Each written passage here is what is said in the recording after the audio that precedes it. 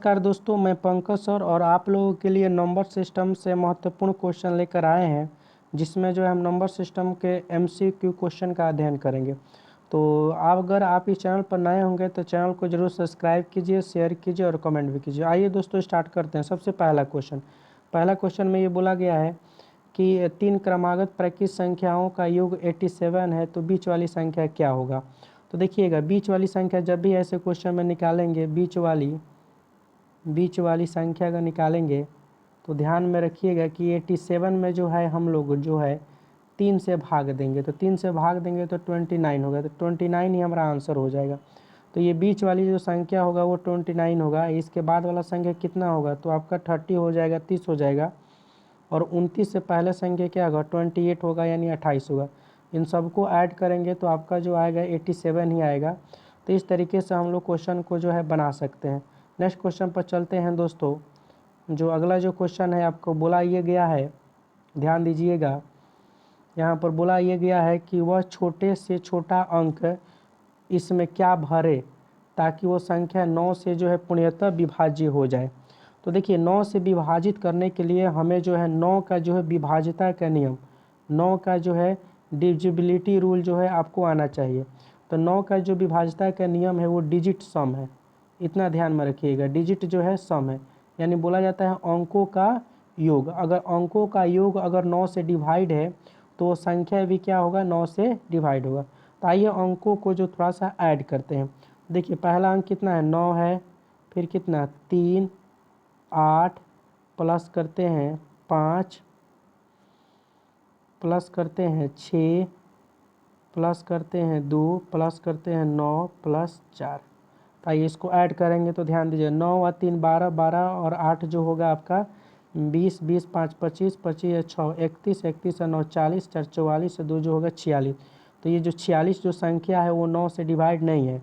तो अगर इसमें कौन सी संख्या ऐड करें कि वो 9 से डिवाइड हो जाएगा, तो ध्यान दीजिएगा, इसमें अगर 8 ऐड करेंगे तो संख्या क्या बनेगा, 54 बनेगा। और 54 जो होगा वो 9 से क्या हो जाएगा, डिवाइड हो जाएगा। तो इसलिए हमारा आंसर क्या होगा, आपका 8 हो जाएगा। यहाँ पर अगर 8 संख्या रखेंगे तो वो 9 से जो है टोटल संख्या जो होगा आपका डिवाइड हो जाएगा। चलिए दोस्तों अगले क्वेश्चन पर चलते हैं। जो अगला जो क्वेश्चन है आपका, ध्यान दीजिएगा, अगले जो क्वेश्चन में ये बोला गया है आपका, भाजक भागफल का 25 गुना है और शेषफल का 5 गुना है। यदि भागफल अगर 16 हो तो भाज्य ज्ञात कीजिए। ध्यान दीजिएगा, यहाँ पर ये जो हम भाग के प्रश्न में जो है यहाँ पर जो ए लिखे हैं ये भाजक होता है, बी हमारा क्या होता है, भाज्य होता है, और क्यू जो होगा वो क्वोशिएंट होगा यानी भागफल होगा, और फिर यहाँ पर आर जो होगा हमारा रिमाइंडर होगा, ये हमारा शेषफल होगा। तो अगर मुझे बी का मान निकालना होता है तो बी इजकल टू लिखते हैं, यानी भाज्य इजकल टू लिखते हैं भाजक गुणे जो होगा भागफल, ध्यान दीजिएगा, ए गुणे जो है क्यू, अब प्लस जो होगा आपका जो है रिमाइंडर होगा यानी आर होगा।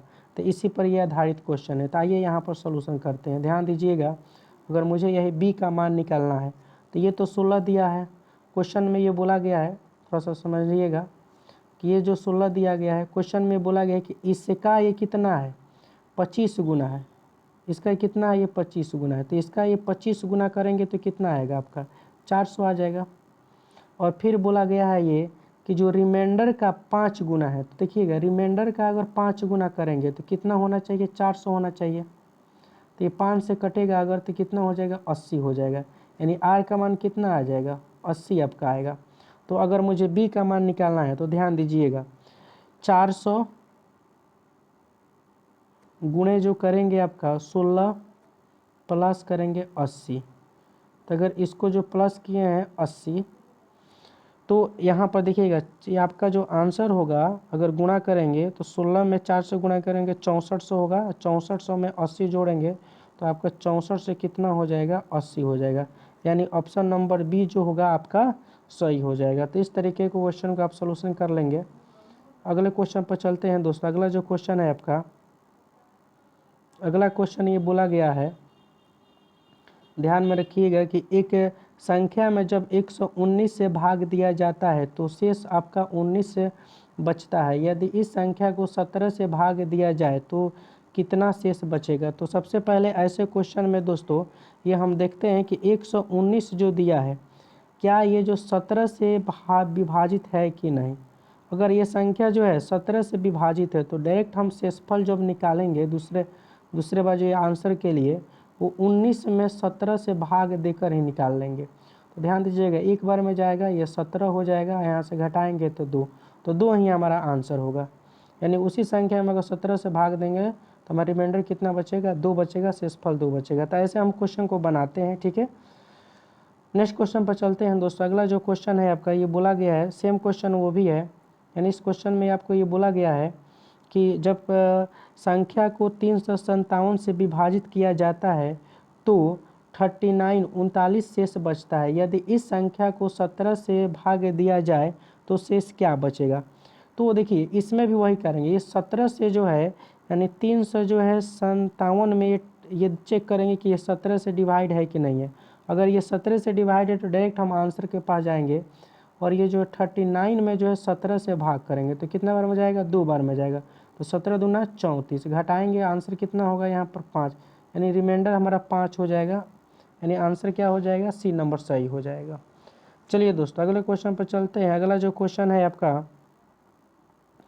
अगला क्वेश्चन ये बोला गया है यूनिट डिजिट निकालने के लिए, इकाई अंक निकालने के लिए, यानी 329 में जो है 329 के पावर कितना है, 78 है। तो हम लोग यहाँ करेंगे ये कि 78 में जो है आपका जो है 4 से भाग देते हैं। यानी कभी भी इकाई अंक को निकालना होगा किसी भी संख्या को तो पावर में किससे देते हैं भाग, 4 से। तो 4 से भाग देंगे तो एक बार में जाएगा, और एक बार में जाएगा तो 3 होगा, फिर कितना होगा, 8 होगा, फिर इसको लेकर जाएंगे कितना बार में, जो है आपका 9 बार में। तो 9 चौके कितना होगा, 36, रिमाइंडर कितना बचा, 2 बचा। तो इस रिमाइंडर को क्या करेंगे, इकाई अंक का जो है आपका स्क्वायर, इकाई अंक के पावर में रखेंगे। तो जो है 9 का जो है पावर में, 9 का पावर कितना करेंगे, 2, तो बनेगा कितना आपका 81। इस 81 में इकाई अंक कितना है आपका, 1 है। तो हमारा आंसर क्या होगा, 1 होगा। तो यूनिट डिजिट का कोई भी अगर प्रश्न हो तो पावर में हम 4 से भाग देते हैं और फिर जो रिमाइंडर बचता है वहाँ पर उसको जो है इकाई अंक का जो है पावर रखते हैं और फिर इस तरीके से जो है इकाई अंक ज्ञात करते हैं। चलते हैं अगले क्वेश्चन पर दोस्तों, चलते हैं। अगला जो क्वेश्चन है आपका, अगला जो क्वेश्चन बोला गया है, ध्यान दीजिएगा, अगले क्वेश्चन ये बोला गया है कि वह सबसे बड़ा अंक भरे जो इन संख्याओं को 11 से भाज्य बना दे। यानी बोला गया है ये कि 11 से ये संख्या जो है विभाजित करना है, तो यहाँ पर कौन सा संख्या जो है भरे।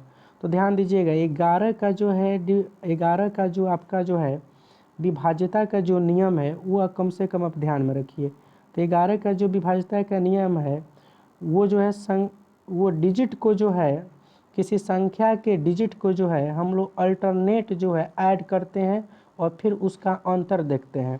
यानी अल्टरनेट ऐड करने के बाद अंतर अगर 0 आया या 11 का मल्टीपल आया तब वो संख्या क्या होगा, 11 से डिवाइड होगा। जैसे इन संख्याओं को लिखते हैं दोस्त, देखिएगा 2, 3, 6, 9, 5, 3, फिर यहाँ पे एक संख्या रहेगा, अंक रहेगा, डिजिट रहेगा, फिर 8, 7, 6। अब देखिए इन डिजिट का हम लोग जो है अल्टरनेट ऐड करते हैं। ध्यान दीजिएगा, अल्टरनेट ऐड कर रहे हैं तो 8 और 6 कितना 14, और 14 जो है 3 कितना 17, और 17 और 3 के 17 और 9 कितना होगा आपका 26, 26 और 3 कितना होगा 29 होगा। यानी हम इन सभी संख्याओं, सभी डिजिटों को क्या किए हैं, ऐड किए हैं। तो ये डिजिट को ऐड करने के बाद कितना आया आपका 29 आया, और फिर जो बचा है उसको ऐड करते हैं। ध्यान दीजिए इसको जो है यहाँ पर ऐड करेंगे यानी 7, तो इसको यहाँ पर कौन सा वैल्यू रखें यही हमको लास्ट में पता करना है। देखिएगा 7, 7 और 5 कितना 12, 12 और 6 कितना 18, और 18 2 कितना 20। तो ध्यान देना है यहाँ पर अंतर अब क्या करेंगे, 20 करेंगे। अब देखिएगा मुझे 0 चाहिए या 11 का मल्टीपल चाहिए, तो 20 में क्या कौन सा संख्या ऐड करें कि 0 आ जाए। तो 20 में अगर 9 ऐड करेंगे, ध्यान दीजिएगा 29 माइनस जो होगा, 29 माइनस अगर 29 करेंगे तब भी जो होगा आपका 0 आएगा। तो 20 में अगर 9 ऐड कर देंगे तो संख्या क्या आ जाएगा, 0 आ जाएगा। यानी 29 माइनस 29 करेंगे तो 0 होगा। तो हमारा आंसर के लिए क्या हो जाएगा, 9 होगा।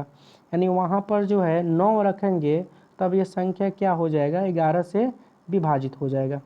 चलिए नेक्स्ट क्वेश्चन पर चलते हैं दोस्तों। अगला जो क्वेश्चन है आपका, बोला ये गया है कि 180 में अभाज्य गुणनखंडों की संख्या बताइए। यानी बोला गया है कि नंबर ऑफ प्राइम फैक्टर बताना है, अभाज्य गुणनखंडों की संख्या बताना है। तो 180 का जो है हम लोग सबसे पहले जो है प्राइम फैक्टर तोड़ेंगे। तो ध्यान दीजिएगा, 180 का अगर प्राइम फैक्टर तोड़ेंगे तो इसका प्राइम फैक्टर क्या होगा। आप ऐसे भी तोड़ सकते हैं, आप जो है ऐसे भी तोड़ सकते हैं। 180 यहाँ पर रखिएगा, फिर ऐसे 2 से करिएगा, ऐसे तोड़ सकते हैं। तो ऐसे इसको जल्दी में करने के लिए हम लोग ऐसे कर सकते हैं, 18 गुणे 10 कर सकते हैं। तो 18 को तोड़ेंगे तो 2, और 10 में भी एक 2 है, फिर जो है 3 गुणे 3 गुणे क्या होगा 5 होगा। तो ये 2 के पावर यानी 2 स्क्वायर बनेगा, ये 3 स्क्वायर बनेगा, और फिर क्या होगा आपका 5 होगा। तो देखिए कभी भी हम लोग जो है प्राइम फैक्टरों की संख्या ज्ञात करने के लिए, नंबर ऑफ प्राइम फैक्टर ज्ञात करने के लिए आपका जो है इसको जो भी संख्या पावर में होता है, यहाँ 5 के पावर क्या है, कुछ नहीं है तो 1 है, तो पावर को सिर्फ हम लोग ऐड करते हैं। तो 2 + 2, देखिए यहाँ पर 2 वाला जोड़े हैं, यहाँ 3 के पावर कितना है 2 है, उसको जोड़े हैं। 5 के पावर क्या है 1 है, तो उसको ऐड करेंगे। तो इसको ऐड करेंगे तो कितना आएगा आपका 5 आएगा। 5 ही हमारा आंसर होगा, यानी अभाज्य गुणनखंडों की संख्या कितना होगा 5 होगा। तो ऐसे हम क्वेश्चन को बना सकते हैं। चलते हैं दोस्तों अगले क्वेश्चन पर। अगला जो क्वेश्चन है ये बोला गया है, अच्छा ये भी जो क्वेश्चन है अभाज्य गुणनखंडों से संबंधित है, यानी अभाज्य गुणनखंडों की संख्या ही आपको जो है ये पूछा गया है। तो देखिए सबसे पहले यहाँ पर 30 का पावर कितना दिया गया है आपका जो है 15 दिया गया है। फिर बोला गया है कि 22 का जो पावर है वो कितना है 11 है।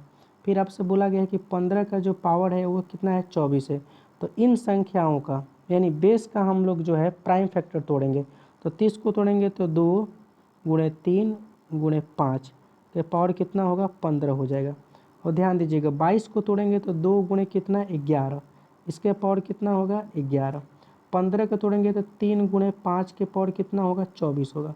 अब ये जितना संख्या है उतना हमारा पावर में वृद्धि होगा। ध्यान दीजिएगा, अगर नंबर ऑफ प्राइम फैक्टर निकालना है, प्राइम फैक्टरों की संख्या निकालना है, तो 2 के पावर भी कितना होगा 15 होगा। फिर 3 के पावर कितना होगा 15 होगा। फिर 5 के पावर कितना होगा 15। तो 15 कितना बार आएगा 3 बार, तो डायरेक्ट हम इसको लिखते हैं 45। और फिर जो है अगले पर चलते हैं। देखिए 2 के पावर कितना होगा 11, फिर 11 के पावर कितना होगा 11। तो फिर यहाँ से कितना टोटल पावर मिलेंगे 22। 11 है तो टोटल पावर कितना मिलेंगे 22 मिलेंगे, क्योंकि 2 के पावर 11 और 11 के पावर भी 11, तो 11 कितना हो जाएंगे 22 हो जाएंगे। इसको ऐड कर लेंगे। अब आते हैं यहाँ पर दोस्तों, 3 के पावर कितना होगा 24 होगा, 5 के पावर कितना होगा 24 होगा। तो 24 कितना बार आएगा, यानी 3 पर भी 24 और 5 पर भी 24, तो 24 कितना हो जाएगा आपका 48 होगा। इसको ऐड करेंगे तो 8 2 10 5 15 कितना होगा आपका 5 हो जाएगा।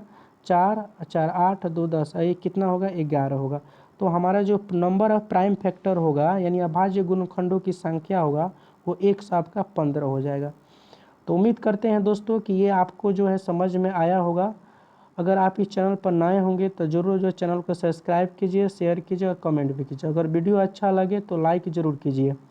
तो मिलते हैं आपसे फिर जो है अगले वीडियो में। और इस चैनल पर जो है हम लोग टोटल जो है मैथ के क्वेश्चन का जो है हम लोग रिवीजन करेंगे, जो आपको जो है एसएससी में या रेलवे में या बिहार के किसी अन्य एग्ज़ाम में अगर पूछे गए हैं तो यहाँ पर टोटल हम लोग देखेंगे। चलिए दोस्तों मिलते हैं आपसे अगले वीडियो में। Okay bye.